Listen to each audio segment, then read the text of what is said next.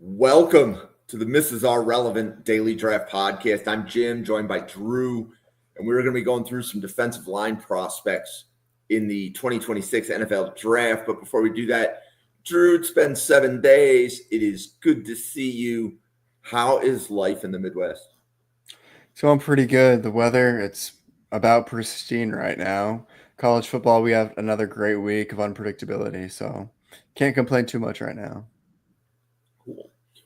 We have a really good podcast of players, at least coming out of summer scouting where a lot of these players were rated. I get the feeling that this is a strong group, but I will let Drew tell us that more in a minute. But the players we're going through today are Tim Keenan from Alabama, Zane Durant from Penn State, Xavian Harris from Ole Miss, Kayden McDonald from Ohio State, Eric O'Neal from Rutgers, Teitum Tuioti from Oregon, Anto Saka from Northwestern, and Matayo Uiagalelei from Oregon. So the first player on that list is Tim Keenan from Alabama. Drew, what did you think when you watched Tim Keenan? I mean, Tim Keenan, when you watch him, it's very easy to see how he'll contribute at the next level. He's got a great frame, 6'2", 320, and he is hard to move from the interior. Keenan is an outstanding run defender. He is great at the point of attack. He's really hard to move. He can anchor down and be nearly impossible to move, even against double teams. He's also a pretty good athlete. I mean, he's not going to wow anyone, but he can split a gap from time to time, and he can use that speed to get to a running back. He's also very consistent. What you see out of him, you're going to see on most weeks. It's rare that you won't find Keenan making a big play or making plays. Now to some of the concerns, and this is a pretty big concern with a lot of defensive tackles that we've talked about so far, and that's just how much will you get to pass rushing. With Keenan, you can't expect to get a lot of sacks, a lot of production, a lot of pressures with him. He'll be there to plug a gap, play great in the run game, but it's hard to see him impacting the game a lot on passing third downs. Okay, and what type of grade is that? A day 2? It sounds day 3 to me. But how do you rate that skill set? I would go either third round or early in the fourth round. Like, a team's going to want him. Keenan's ability, it's going to translate. And those run defending defensive tackles, yeah, they won't be drafted really high, but they're always drafted and they're always very important. So I think you're going to see a team take a day 3, really early day 3 or late day 2 pick. Were you evaluating prospects when T'Vondre Sweat came out? No, that was I was, but I did not get to him. That was like my first year where I barely evaluated it. Okay. Yep. So because I listened to you and I'm thinking, okay, who do we know that's a defensive tackle from the SEC with a similar pedigree? And I believe Sweat, he may have even been a top 50 player. I don't know if he went round 2 or round 3 to the Titans. Mm-hmm. But I have a theory that if you're just a run-stopping defensive tackle, that's a day 3 player. Like if I'm advising my general manager, on day 1 and 2, take players with pass rush upside, and then day 3, fill out the rest of the roster. Right, like because to win in the NFL, you need to rush the passer. So that's why we see like a TJ Graham last year going in round 2, where we saw a Jordan Phillips or a CJ West go on day 3. How do you think he compares to a Jordan Phillips or a CJ West? That's tough. I think CJ West had a little bit more juice, a little bit more explosiveness in run defense. But I do think Tim Keenan might be a little bit better of a run defender than both them and kind of fit that role better. I mean, you saw Alabama struggle in the first couple of weeks because Keenan was injured. That was a big reason why they got off to a slow start to the year. And I think if they had Tim Keenan in that Florida State game, it could have been different because he's just so good at just shutting down the run. Okay. Next player, defensive lineman Zane Durant from Penn State. Do you have 6'1", 287, or do you have him with a different set of Yeah, biographical? that's where I've got him. I mean, it's a very interesting frame, but I mean, he pulls it off pretty well. He's not huge. He's not really tall, but he kind of gets that built-in natural leverage with being 6'1", and his weight is good. I mean, 287, that's perfectly fine for a edge rusher, so you'll take that. And he is athletic, man. I've seen a 4.66 number being thrown around for his 40-yard dash time, and you can see it while watching film on him. He can look like he's shot out of a cannon every single time. I mean, he is flying once that ball is snapped. He's got an impressive first step. He can align at a lot of different positions on the defensive line. He's got a really high motor. I mean, he's relentless. Whether it's a run to the opposite side, he's always going to the whistle. And I was very surprised by the power he has. I mean, it shows up kind of with the frame, but he's a pretty strong guy. He can anchor down with his size, and I was pretty happy with that. Now, some of the weaknesses, obviously the length. We talked about 6'1" isn't big, and that'll probably push him off certain teams' draft boards, but he pulls it off. His hand usage is still inconsistent. There are times where it looks really good, where he clubs the other hand off, swipes it off, and then there are other times where he just doesn't go to it, so you'd like to see that grow a little bit more consistent. And then we're just still looking on a couple moves for him. He relies too much on athleticism, which is the same problem for a lot of players at the college level. But you'd like to see him develop a little bit more. Okay, and do you see Zane Durant as a day 2 or a day 3 defensive tackle? Right now, I think his explosiveness is just enough to get him to the late round 3. But I wouldn't be surprised to see him fall to day 3. Just because of big 6'1", but I think he's got the athleticism and all of the talent to be a day 2 pick.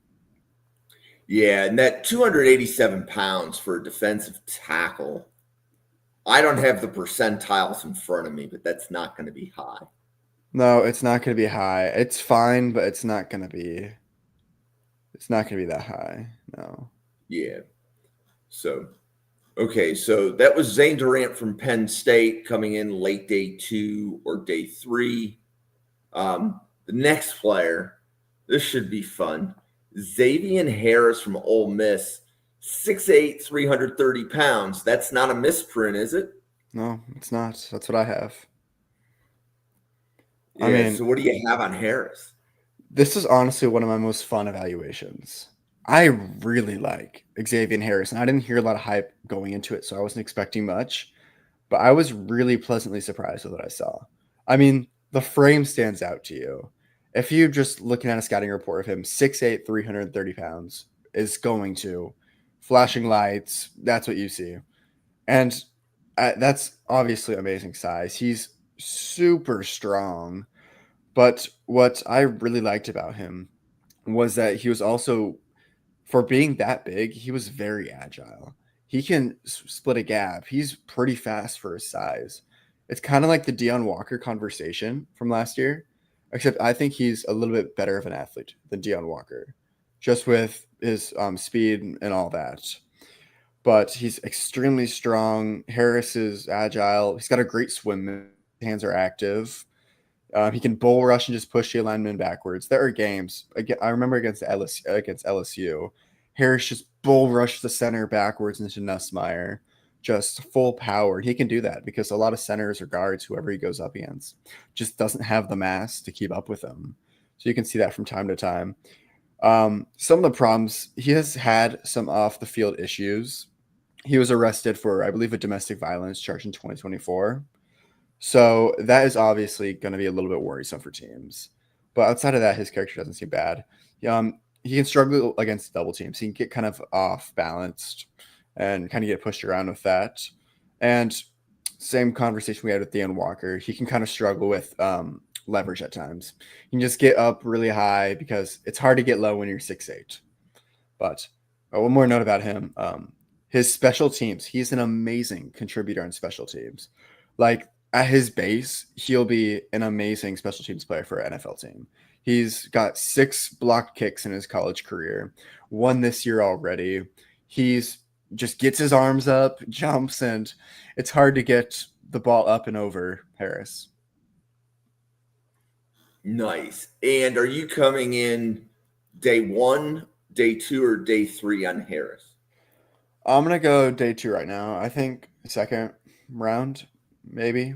That's where I'd have him right now. I have him really high. I mean, I'll talk about Kayden McDonald later, but I have him Harris higher than McDonald. Okay. And is Harris closer to top 50 for you, or do you think just back end of round 2?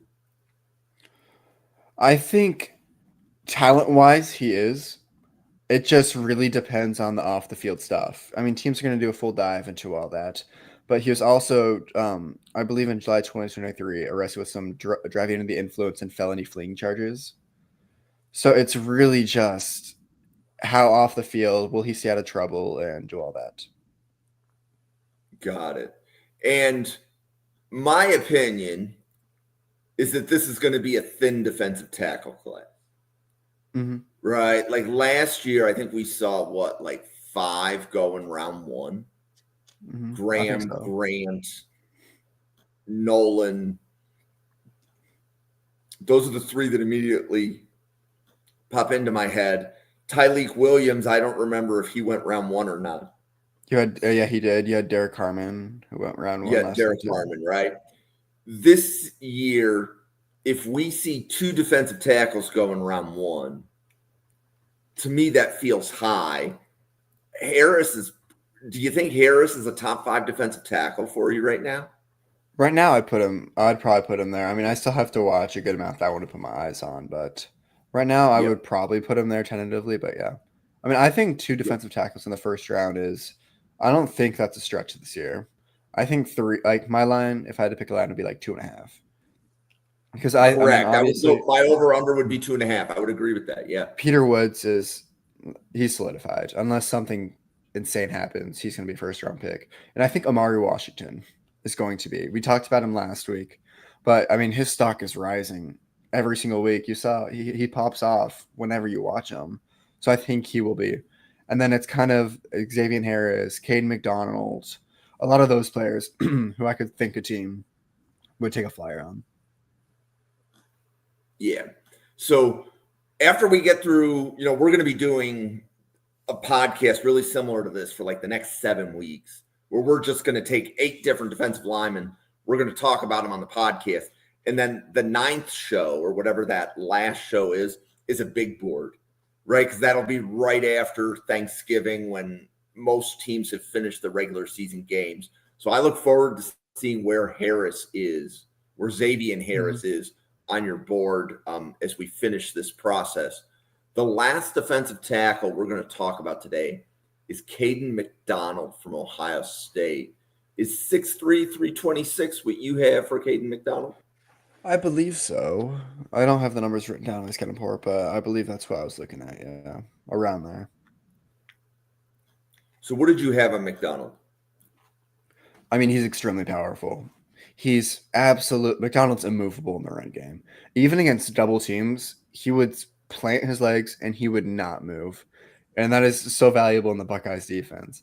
He's relentless. He'll play through the whistle. He's got a good first step for his size. I mean, he's got good hand usage. He's very violent. And as I was saying, a double team is required for him. It's not recommended. It's a necessity.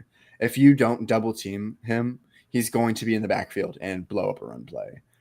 For the Ohio State, especially, they're known for their defense right now, and especially their red zone defense. And he plays such a major part in that because it's so tough for teams to run up the middle because he is just there plugging gaps, and it is so hard to get around him. He's an outstanding run defender, super powerful. McDonald just won't move. It's staggering how even going up against some good tackles, you watch against Oregon, you watch against Illinois, and they got a good offensive lineman, and he's just not moving no matter what they do. But We talked about it. He still will rarely put pressure on the quarterback. His pass rush plan is limited. It's still developed. He relies on his strength, and he does get back there from time to time. He's got a lot more pass rush upside than a Tim Keenan or someone like that who I mentioned earlier. But he still has a pretty raw pass rushing game.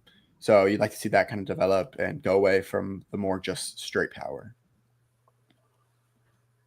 Nice. And you said that you have Xavian Harris higher than Kayden McDonald right now. I do like Kayden McDonald a lot, but I think Xavian Harris offers more value in more places than Kayden McDonald does right now. Okay.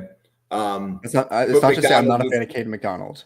I do really like Kayden McDonald. I love what he can do, but I just like the versatility more.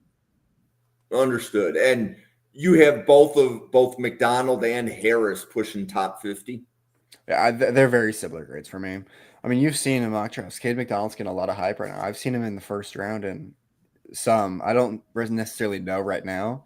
If it was up to me, I wouldn't put him in the first round quite yet. I'd like to see a little bit more from him, but I do have them in very similar grades.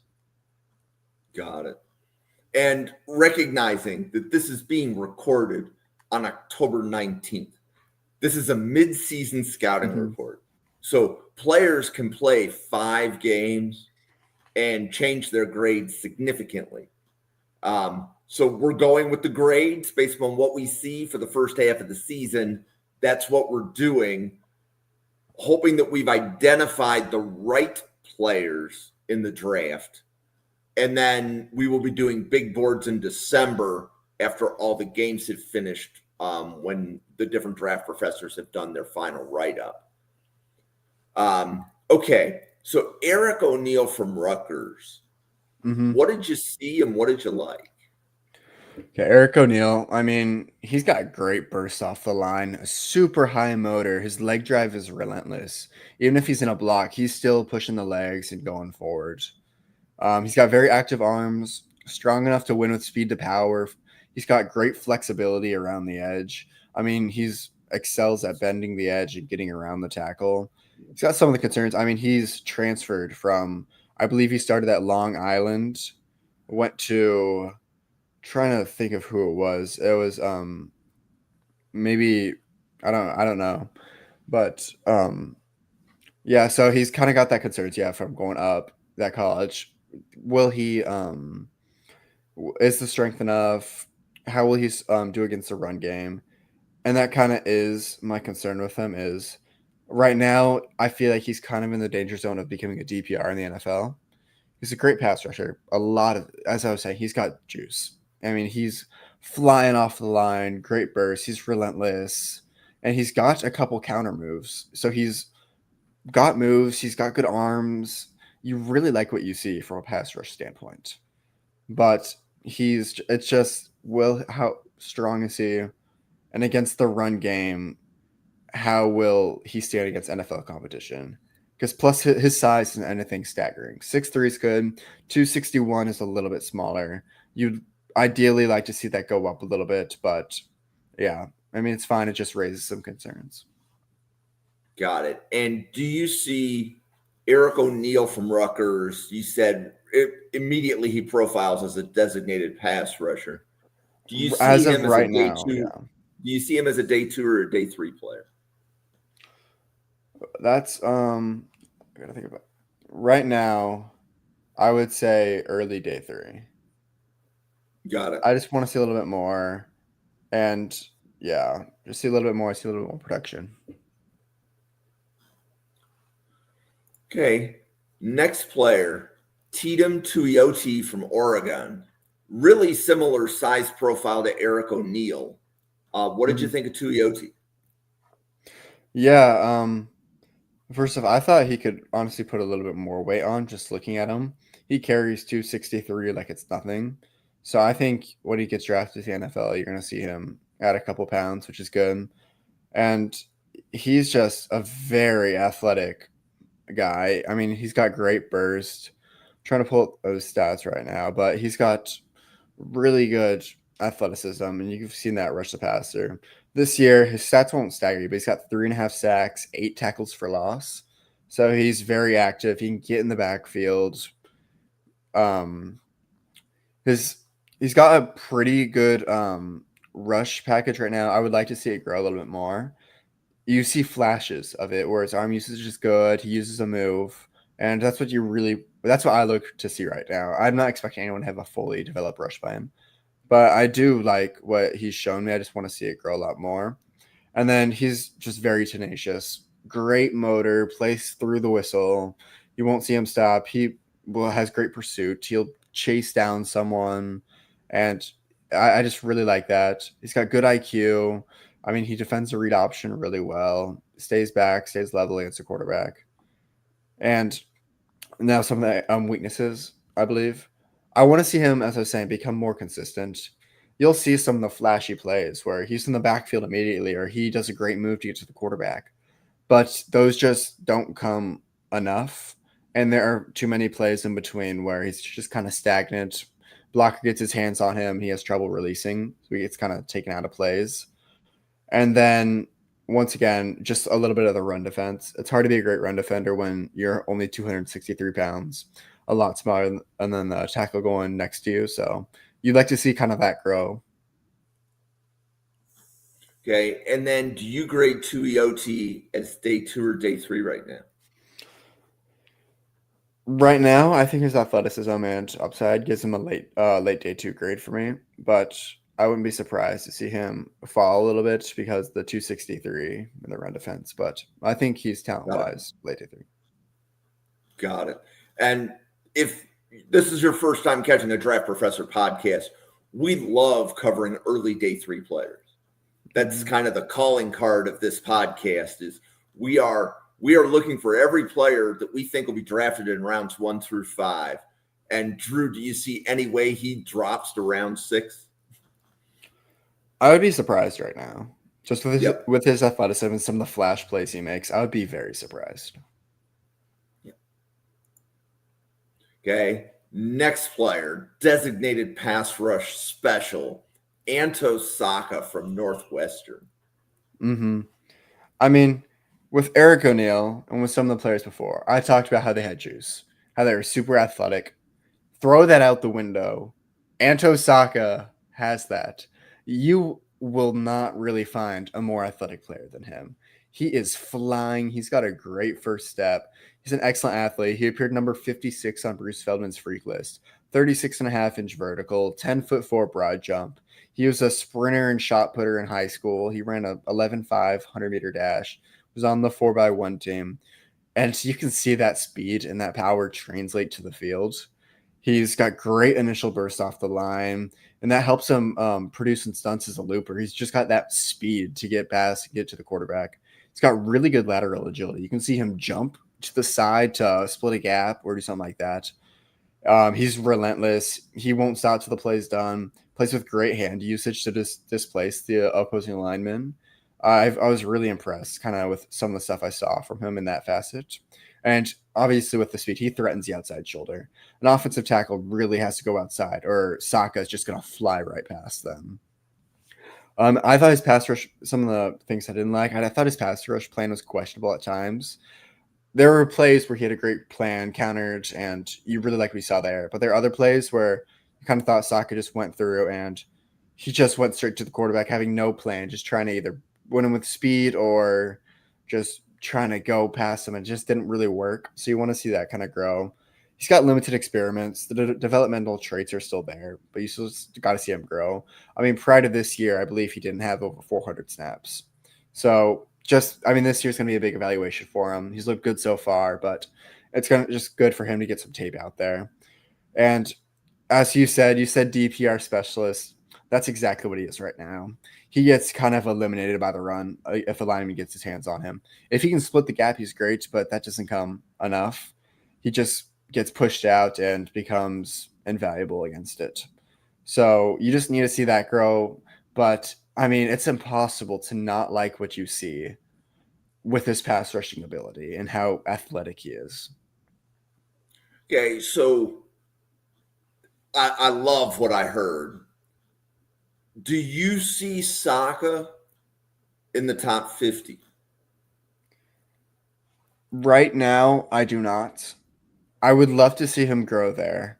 but I just think it's really hard to draft someone or for someone to be top 50 if they can't defend the run edge or if they're Okay. really struggling to defend the edge right now.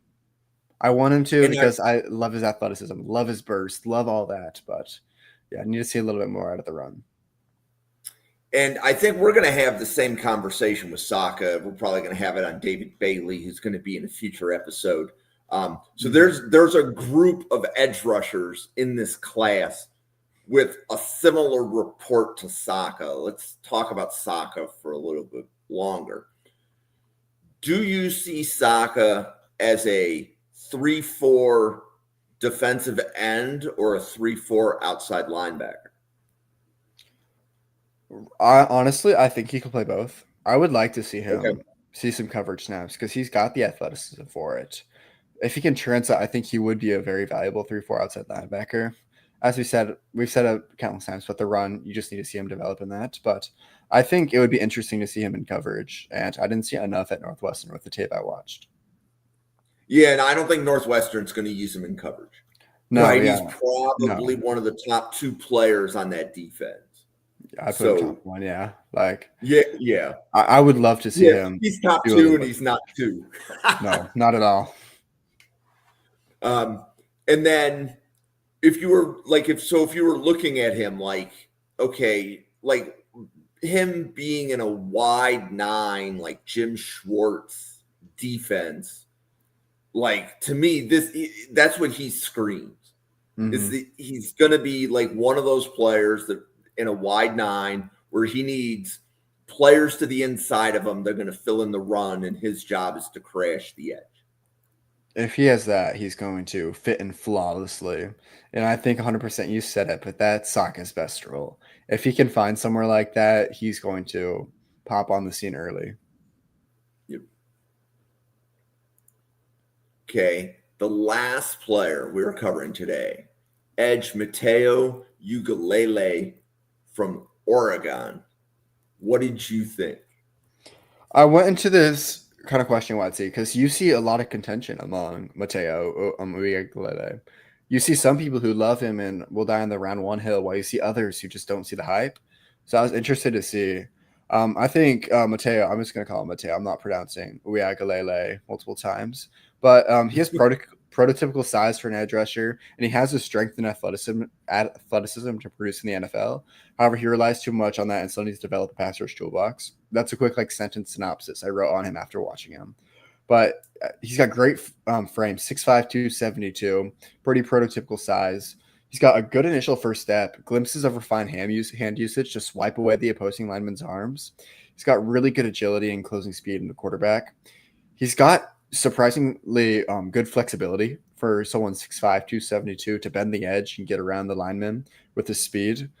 He's got very lengthy arms. That's one thing I noticed. So he can use that to get off blocks, but he can also use it to bat passes. And you've seen that a couple times on film, that he's just got a consistent presence in the backfield on run plays. He can split gaps and win with strength. So he's an extremely valuable asset against the run. A lot different from what we talked about with a lot of these previous players, but no, some of the things. He lacks leg drive when engaged with a blocker, at times. So that can kind of cause him to stand up and get pushed out of the play. So you'd want to see him just keep chopping the feet. He's got glimpses of great hand usage, but I'd like to see him become a little bit more consistent with it, use it more on a down-to-down basis. And there are instances where he does lack a pass rush plan and just either relies on pure strength or pure speed. So you'd like to see that grow a little bit. But the raw tools are all there for Matayo. You just kind of want to see him grow a little bit more as a pass rusher. But I currently have him graded, I'll jump the gun, as a round 2 player. I think there's a real possibility he jumps into round 1 when teams see the scouting and if he has a good end to the year. But right now, I'm going to put him as a round 2.